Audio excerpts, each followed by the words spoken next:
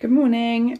So today I am just about to have my breakfast and I'm having a McDonald's Fakeaway. So I just thought I'd show you how I make it because normally I just have a batch of these in the freezer. So I thought it might be useful to show how I make my like sort of sausage patties. As I said, like normally they're in the freezer, so I would just take them out the night before and like just cook them in the morning. I didn't have any in the freezer, so I've got to make some today. So I've got 5% fat pork mince.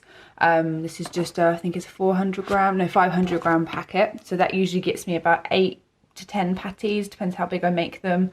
And then I just mix them with some salt, some pepper, some white pepper, oregano, garlic granules and sage. Sometimes I would use onion powder as well, but don't have any of that today. And for me, I don't actually measure the ingredients. I just like kind of chuck until it looks right. So I'll show you what it looks like in there together, but roughly it's probably about 2 teaspoons of each seasoning. But yeah, I will show you.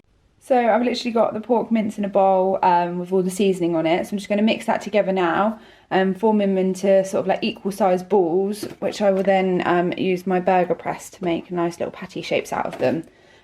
These are actually SYN free, and I serve them in a muffin with an egg and some cheese. So you do use your healthy B and one healthy A, but it's so worth it. So here are the balls, which are all quite an even sort of size. So now I'm just going to pop them in my burger press to get them into my patty shapes.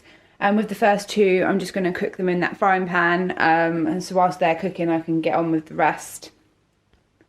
So two things that I forgot to mention is that I use like these burger press discs to separate the patties once they are formed and when I freeze them, just so that when you take them out of the freezer they just separate easier. And also to cook my egg, I used this egg ring. It just gives it more like of the authentic like McDonald's look, so it kind of feels like you're actually having a McDonald's breakfast. But of course you don't have to do that, that's just me being a bit extra.